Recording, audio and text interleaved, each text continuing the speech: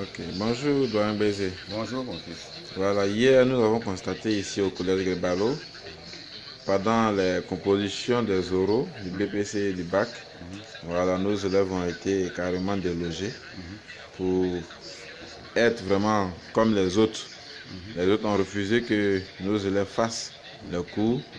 Alors comment vous trouvez cette situation et quels sont vraiment les motifs de cette grève nationale? Bien, merci François. Il faut dire que cette grève est malvenue. Cette grève est franchement malvenue. Puisque nous avons repris l'école il n'y a pas encore longtemps de cela. Et puis au moment où nous étions en plein examen, nous avons commencé les examens blancs. Et puis à notre grande surprise, les gens sont venus d'un peu partout. Ce n'était pas seulement les élèves de Dibérois, mais il y a des élèves qui sont venus d'Aloua, ici à Gagnoua, venus déloger spécialement pour Grébalo. Parce que pour eux, pourquoi tout le monde est en grève et Grébalo fait école, ils ne sont pas contents. Mais il faut dire que ces enfants, tout ce l'acte qu'ils posent en ce moment va les rattraper plus tard parce que l'État ne dira pas que comme il y a eu grève, soit ils vont prolonger l'année, ils ne le feront pas, l'État ne fera jamais ça. Donc c'est eux qui seront perdants. Donc moi je pense que cette grève est très très malvenue. Voilà, merci. Mais en tant que parent d'élèves, qu'est-ce que vous pouvez dire, qu'est-ce que vous pouvez faire pour vraiment amener aussi l'État à répondre aux besoins de ces grèves-là? Oui, ici en Côte d'Ivoire, l'arme fort, le père fondateur de la nation ivoirienne, Félix Houphouët-Boigny, il avait toujours prôné le dialogue. Alors s'il y a des enseignants revendiquent, il faut que le pouvoir accepte de dialoguer avec ces enseignants pour qu'ils trouvent un terrain d'attente. Sinon, ils sont campés sur leur position, c'est ça qui amène cette grève. Ça ne nous arrange pas, nous les parents d'élèves. C'est vrai, nous sommes des éducateurs, nous sommes des parents d'élèves. Nous sommes trop investis dans l'éducation de nos enfants. Nous sommes pénalisés, ça ne nous arrange pas. Donc nous demandons à l'État d'appeler, d'organiser une table de négociation avec ces enseignants pour qu'ils trouvent une bonne solution pour la reprise de l'école. Selon les nouvelles de nos collègues du lycée, voilà, on a appris que l'État trouve que leur grève n'est pas important, que c'est nul. L'objet de la grève est nul. L'État ne peut pas dire ça. L'État ne peut pas dire. On ne peut pas se lever du jour à demain que bon, on va faire grève. Non, ce n'est pas possible. La grève, d'abord pour faire grève, on ne fait pas des grèves, c'est des intellectuels. Ils ont dû déposer d'abord un préavis de grève. Mais si l'État ne réagit pas, ils sont obligés de se mettre en grève. Ce que nous constatons, c'est parce que l'État a refusé de les recevoir. C'est ça qui nous a amené où nous en sommes aujourd'hui. Donc moi je pense que l'État doit réviser sa position. D'accord, merci Doyen Bézé. Merci, monsieur. Bonjour mademoiselle Atsé Honorine, voilà, c'est la secrétaire du collège Grébalo. Nous allons lui arracher quelques mots concernant la grève ici au collège Grébalo et dans la région du Gord, aussi au niveau national. Alors mademoiselle Atsé, qu'est-ce que vous pouvez dire de cette grève? Quels sont les motifs, quelles sont les raisons de cette grève? Je vous remercie, M. Constant. Il faut dire que, sincèrement, cette grève ne nous arrange pas. Étant au privé, les parents souffrent pour venir payer la scolarité de leur enfant. Et si on doit rester à chaque fois en retard, c'est compliqué pour nous.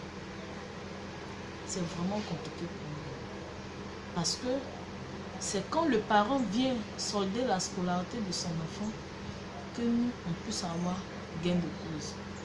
Mais si tout le monde est assis à la maison, nous qui sommes payés dans le privé, nous faisons comment nourrir nos familles. Alors que ceux qui sont dans le public, coûte que coûte, même s'il y a les grèves, quand le mois va finir, le salaire sera viré.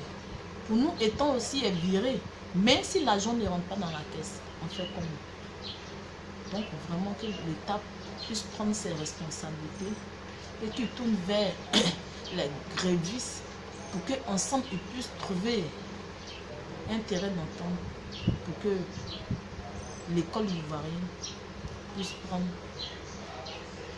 un bon parcours. D'accord. Mais selon les informations de nos collègues du lycée, voilà, ils disent que l'État trouve que leur grève est non valable. Alors, comment vous pouvez trouver cela? Et au primaire, les instituteurs sont en grève. Sur les réseaux sociaux, les instituteurs chez eux, ils ont dit que leur grève est illimitée. Bon, à l'université, les professeurs de là-bas aussi disent que c'est 1 an de grève. Aujourd'hui, ce sont les enseignants encore du collège et lycée, voilà, qui sont toujours en grève. On ne sait pas encore la limite. En tant que parent d'élèves, comment vous pouvez amener l'État vraiment à répondre à tous ces besoins et amener les gens vraiment à aller à l'école? Car c'est le temps qui passe. Comment vous voyez cela? Bon, je peux dire que vraiment cette situation est très difficile. Cette situation est très difficile parce que moi je ne sais pas ce qui se passe, hein, mais quand l'État pose un acte et qu'il prend ses responsabilités pour dire que il va résoudre le problème des enseignants et jusqu'à présent il ne peut pas, qui dit la vérité?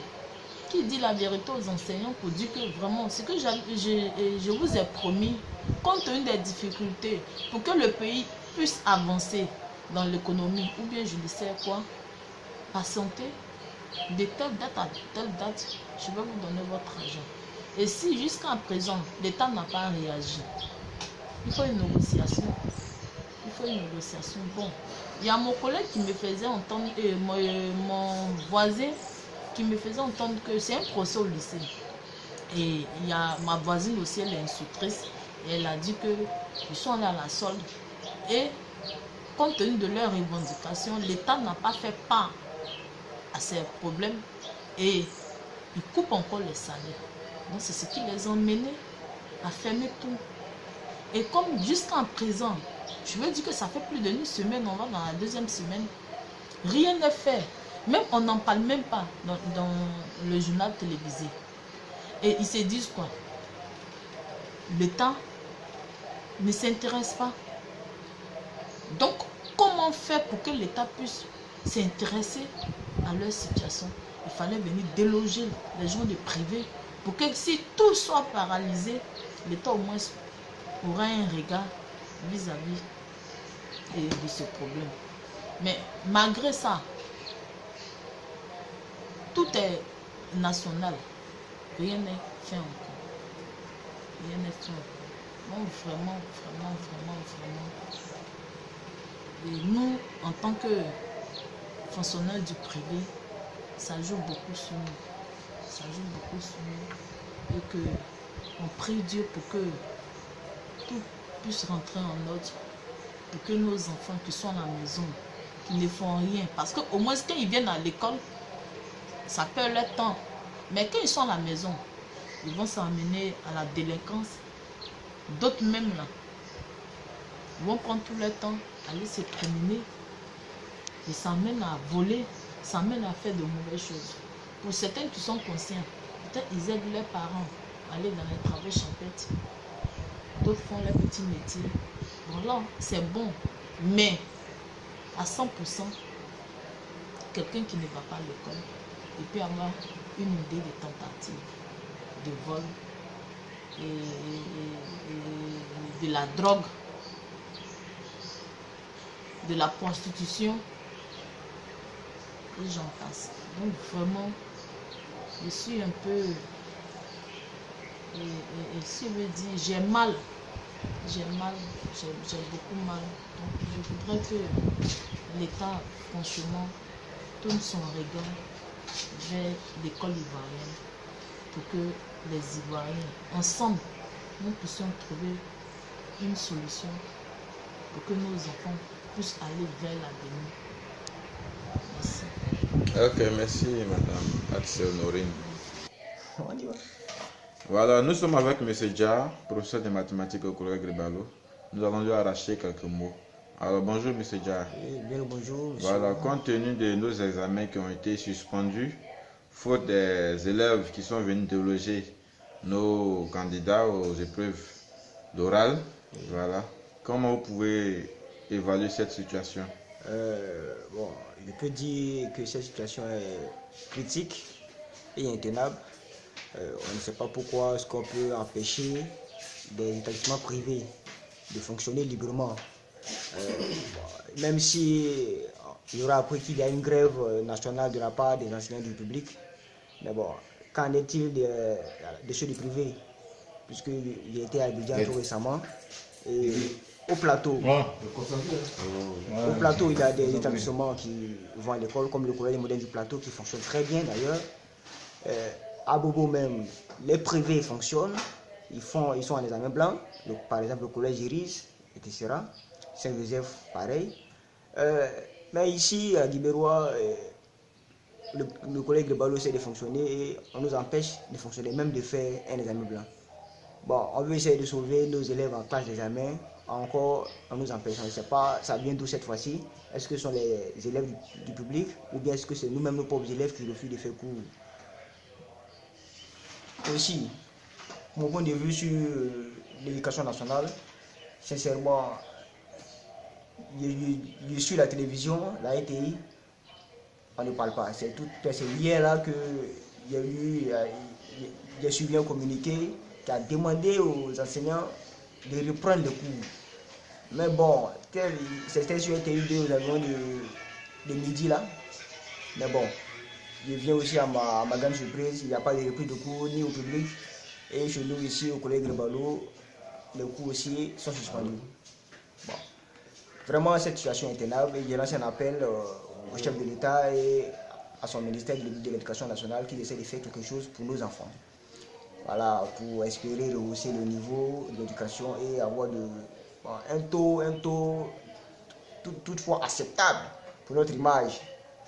En tout cas, c'est ce que je souhaite, qu'ils essaient de songer à cela et aussi aux parents de s'impliquer, car ce sont les moyens financiers qu'ils ont eu à injecter, c'est l'investissement pour les enfants en main, pratiquement plus d'un mois sans faire cours.